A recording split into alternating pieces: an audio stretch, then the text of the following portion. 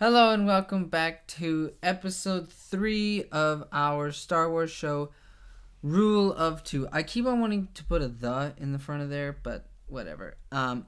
We thank you for checking us out, and it is a Star Wars show, so today we're going to go through 3 topics. Our first topic is Star Wars Last Shot by Daniel Jose Older. I'm here also. And Demi's here. Yes, my sister. So that's our first topic. It's a novel coming out in April about Han and Lando. Our second topic is Rebels. Last week's dual episode and next week's dual episode. Next week or tomorrow's dual episode. It's the last episodes of Rebels, so hopefully it's good. And then Rule of Two. It's Darth Bane, The Rule of Two. It's a novel by Drew Karpyshyn. Obviously about Darth Bane. So she just finished reading this, audibling it. I read it like last year, so I just wanted to get her thoughts on it, and I still remember a lot of it.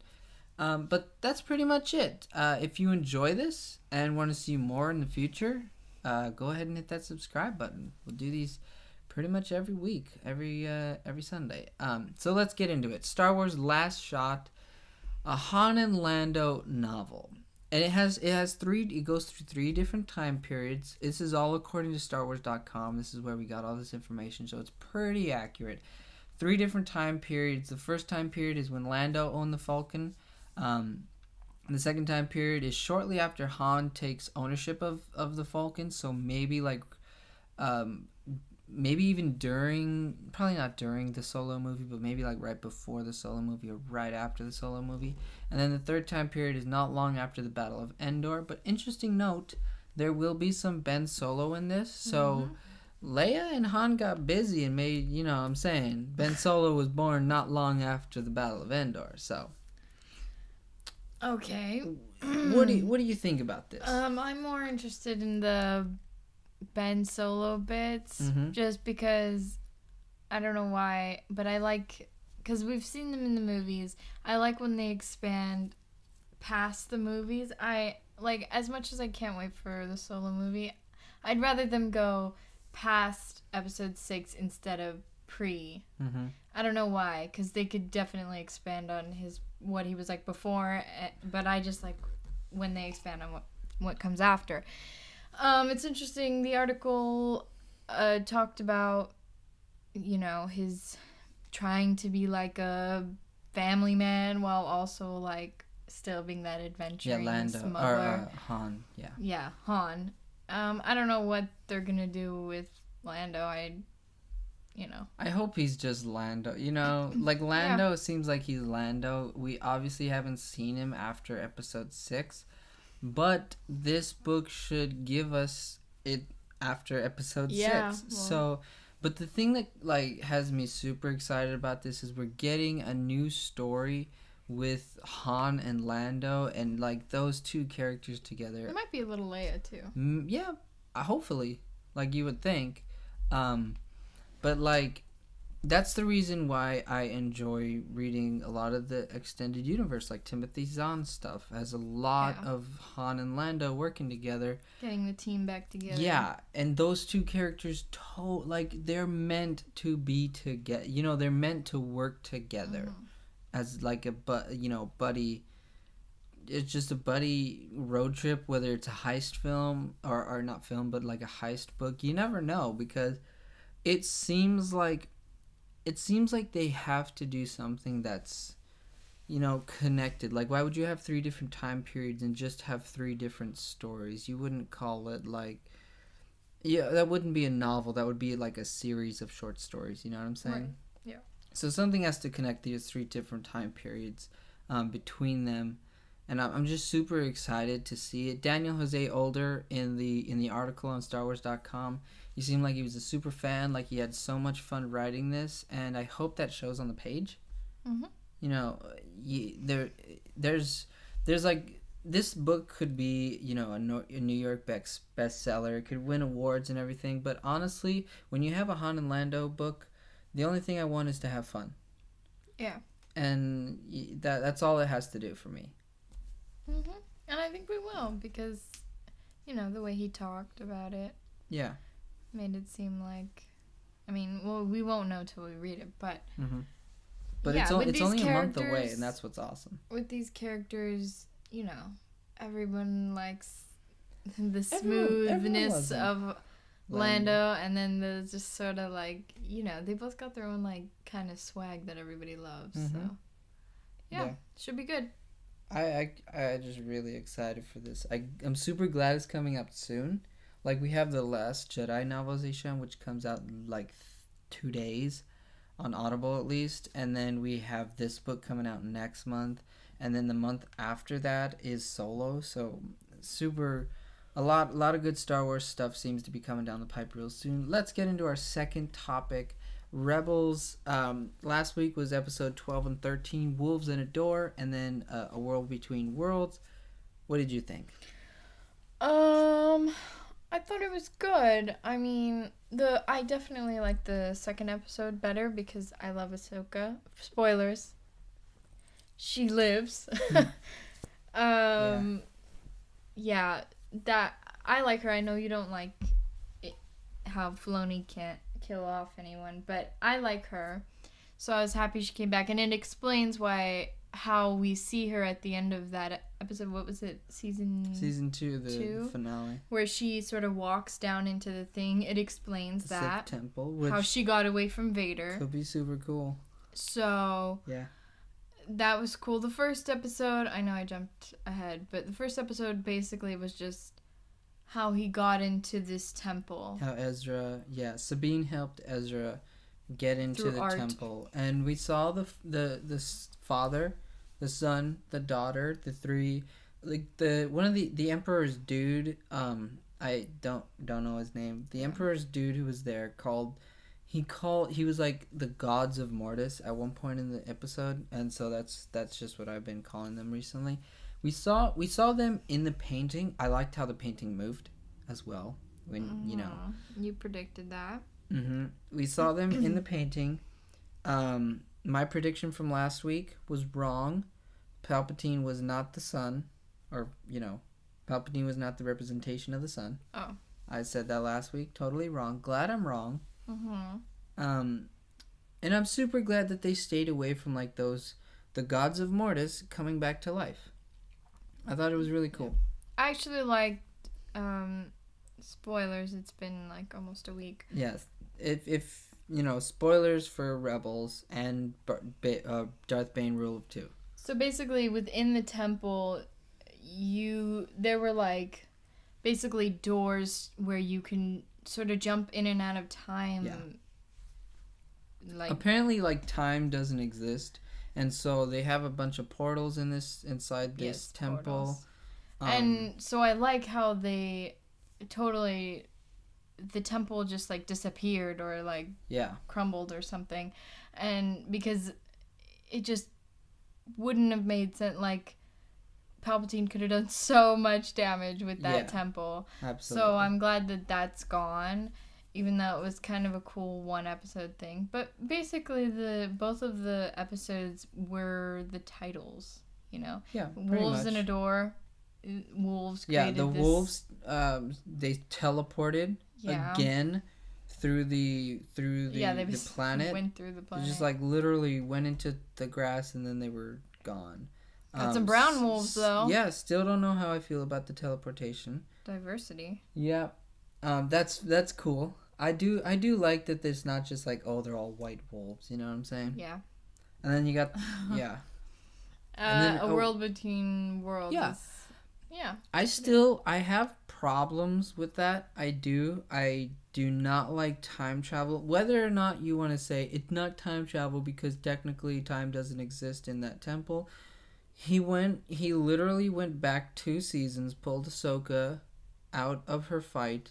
That's time travel. Like, you can technically say whatever you want, but literally that is time travel.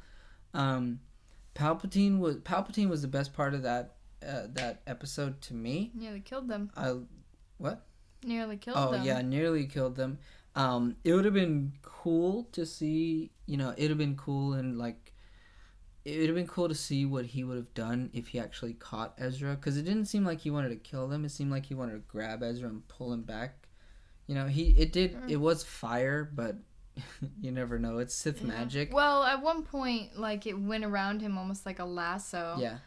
And Ahsoka, she cuts it With the lightsaber. With the lightsaber, and Palpatine is kind of like, ah. Yeah, and that's something that Darth Zannah in the Rule of Two, she uses Sith sorcery. Yeah. So like, they're totally bringing stuff from Legends bit by bit and introducing that with Palpatine using Sith sorcery. It just opens up the door again for some, you know, Sith, or not just Sith, but like Force abilities that we are not used to. Mm-hmm. And that's cool. That's cool to me. That's something that Dave Filoni has done very well during his tenure at Lucasfilm. I wonder, like, how long they have been planning this, sort of like Ahsoka, that's how she got out of the Vader thing. Because that's, like, major props to him for planning that, like, that far ago. Yeah. That far ago? That long ago. That long ago. Mm-hmm. Words. Yeah. And he doesn't even have to. I don't even know if he did, but it was really smart with what he did back in episode, I think it was like 24 of season 2, the finale, with how he left the door open. You know, he left that door open. Maybe he didn't know exactly how it was going to go, but he was definitely smart enough to be like, hey, I don't want to kill off Ahsoka right now, so we'll leave this door open as to what happens to her and Vader. I mean, we obviously see Vader walking out of the temple on Malachor 5 and her going down into the temple, but he does cut away from that fight. Yeah. So he definitely left that door open and just left himself some breathing room and gave himself more time to figure out what would happen. Yeah. And then once he did, just made it work within the confines of what he already did. Yeah. I'm surprised that we didn't hear about it, because we heard about Ian McDiarmid? Yes. We heard about him going in and doing something. We didn't know if it was for the show or for, Something else. Game or something. So that was... And we didn't hear that... about Ashley Eckstein, right? Yes. Ashley Eckstein going in and doing anything, so I was really surprised to see her in there. They but I was happy. They kept it a good secret. Like, they didn't show that in the trailer, which was good. They showed Palpatine, but not her. They really did a good job with, like, giving us that surprise moment. Even though I don't quite agree with how they got to that moment, they did a good job of surprising us and giving, those of us, the fans of Ahsoka, giving her the extra thing. But let's move on to next week's episodes, or tomorrow's episodes. So happy they're finishing it up. Over under 65% she's coming back tomorrow. Oh yeah, because he says to her, come find me, or us. And it would be really, like, convenient to be like, as soon as he says that, she finds him, Yeah. Like, where were you? You were walking out of there a long time ago. Exactly. But, people don't just take luxury trips to Malachor 5, so maybe she had to wait a bit to get a ship off there. Yeah.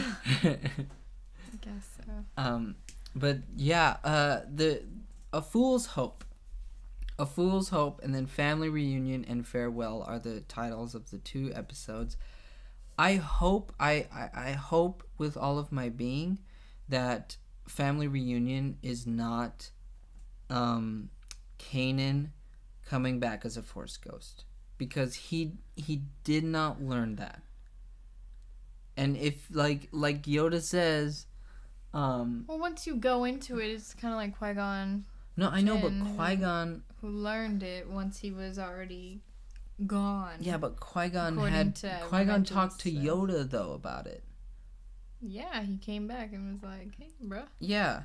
Well, we don't know that, but that's Qui-Gon. He actually finished his training. Kanan never even finished his training as a Jedi Knight, let alone a Master, and to be able to go into the Force, become one with the Force. A Fool's Hope, though, I'm not pretty sure. I think that's where that's where sort of they're gonna try and liberate Lothal, and then that's when Thrawn comes back and he's like, nah, Yeah. I don't think so. Farewell. It like if people don't die, if Ezra don't die, and Ahsoka Yeah. doesn't. Ahsoka's coming back in Family Reunion. That's probably the family reunion. That's what they're talking about. I would think so. Or maybe they're going back, since if they lose Lothal in A Fool's Hope, they might go back to the rebellion and be like, well, we'll just help you guys, you know? Yeah. So Family Reunion and then farewell. Yeah.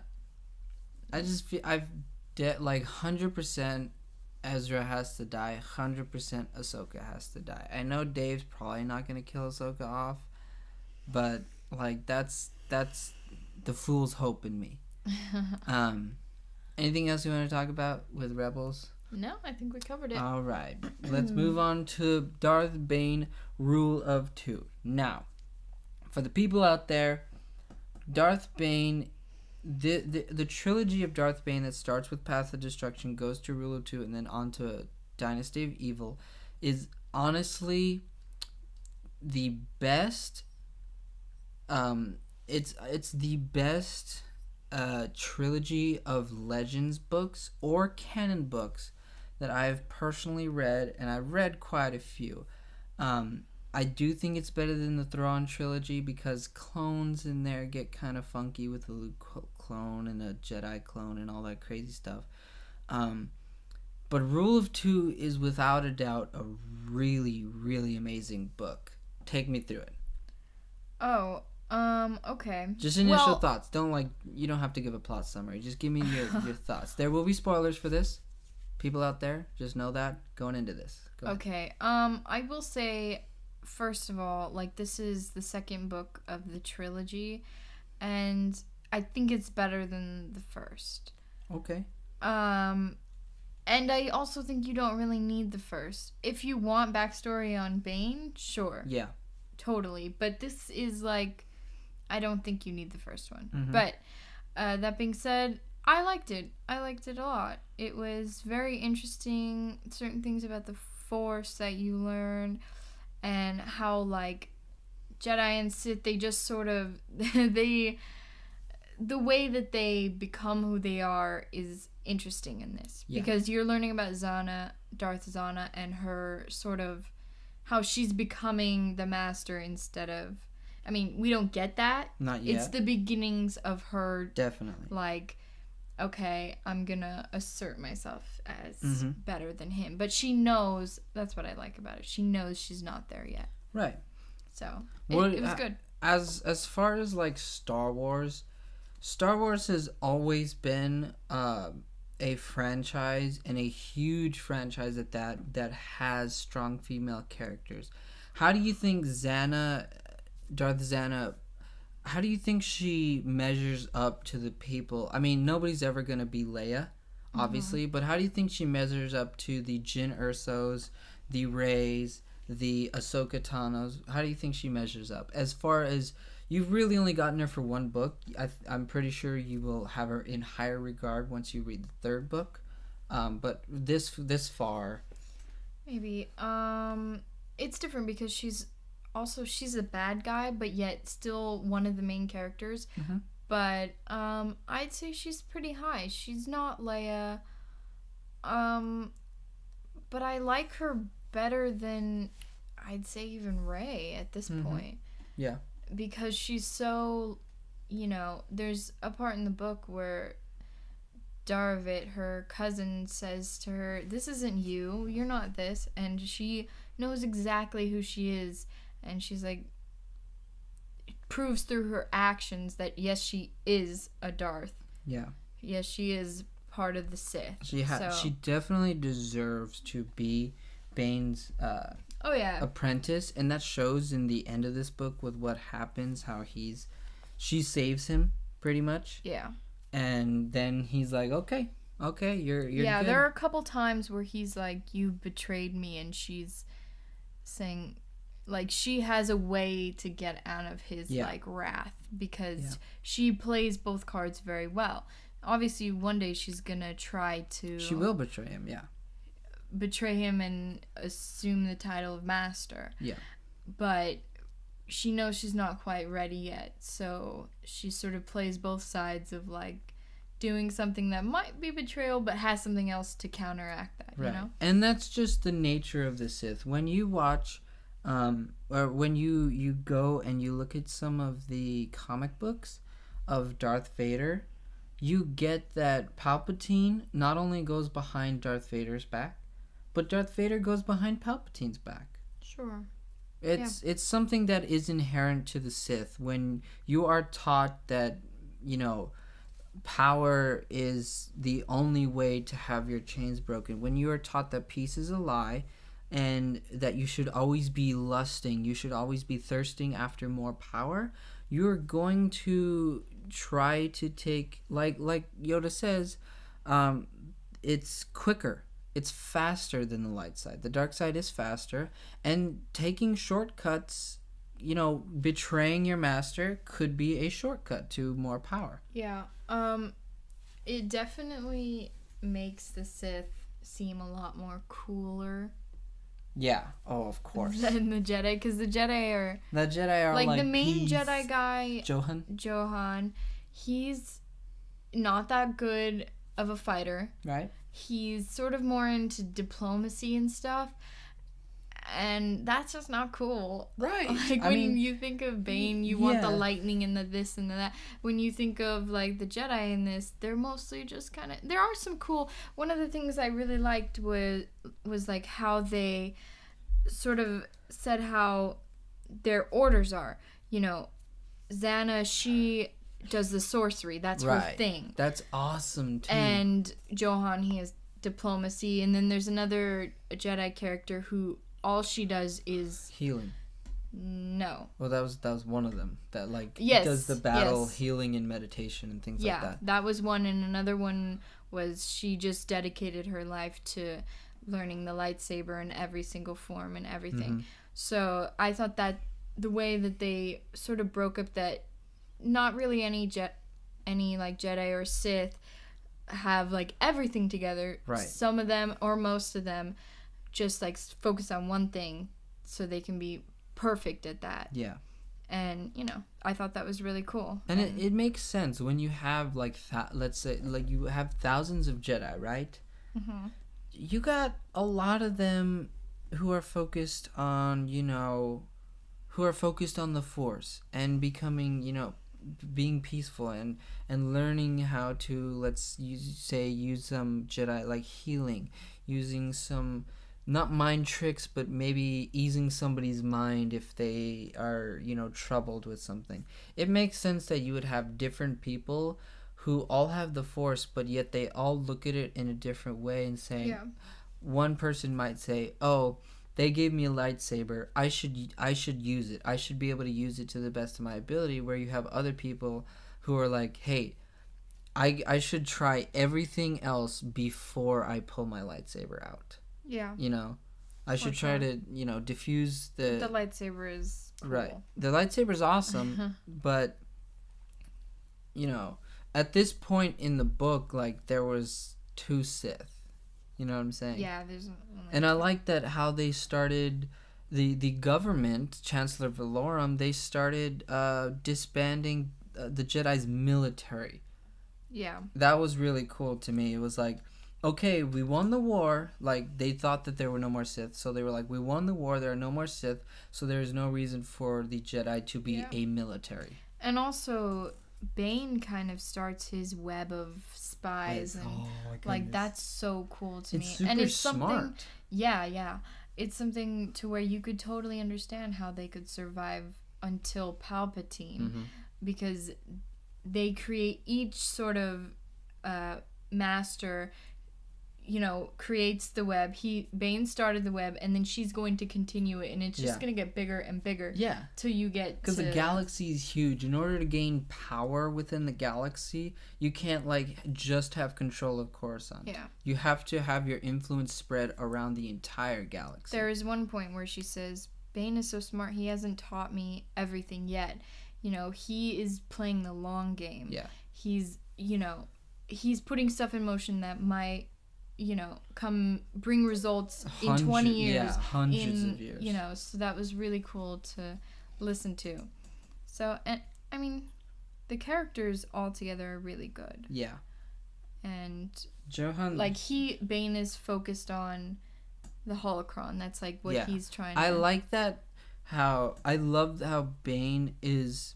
He understands that he probably won't be the Sith Master who takes over the galaxy, and so he understands that he has to pass on his power, like his knowledge. But it's so much. When you're teaching a person, they could forget things.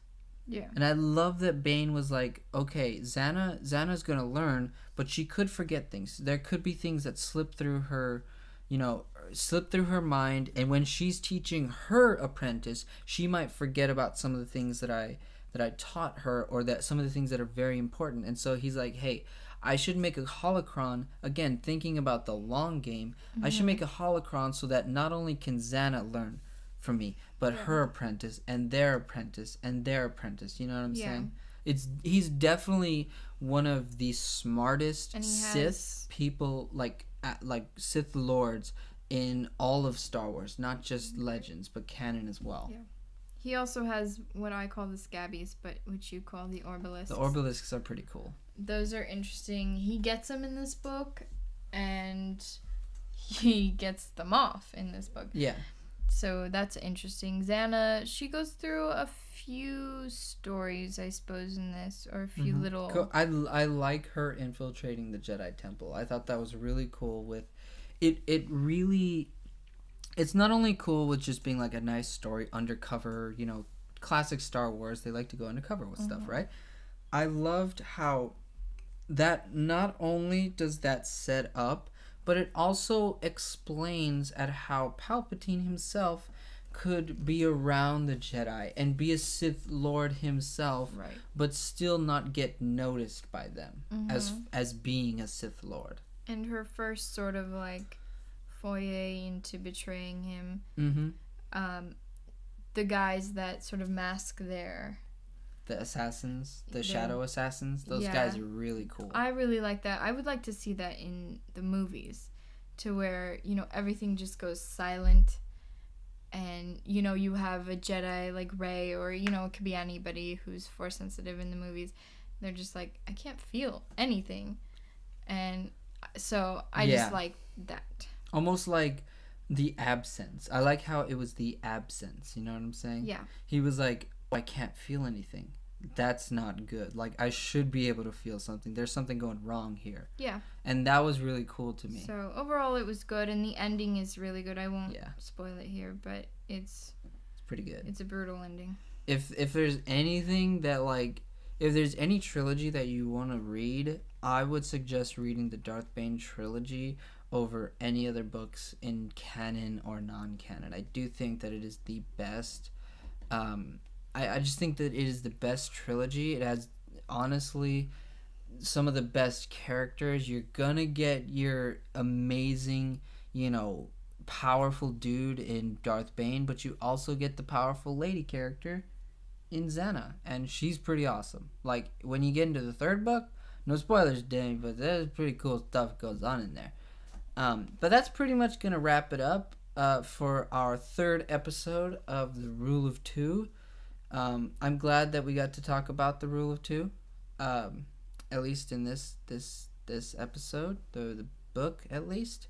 Maybe we'll get into the Rule of Two and how Palpatine might have not actually been, part of the Rule of Two with all his Inquisitors, but we'll get on that when we have a slow week or whatever, unless you tell us in the comment section down below if you want us to have that conversation. But if you don't, just tell us what you think about the podcast in the comment section down below.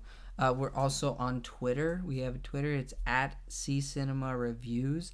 So tell us your thoughts there. Also, we have a Facebook page. So if you don't have Twitter, tell us on the Facebook page. It's facebook.com/CCinemaReviews page, capital P. So yeah, definitely check us out. Tell us your thoughts whenever and wherever you want. We hope to see you again next week. We will be back next week. hopefully we get a few more interesting. Oh, actually, Last Jedi novelization. I don't know if I could totally binge listen to it because I'm gonna audible it. It comes out in 2 days, so I hope I could get through it. I might not get through it. Maybe that review will come out in 2 weeks. But yeah, thank you for listening. We hope you have a good one. Bye. May the force be with you.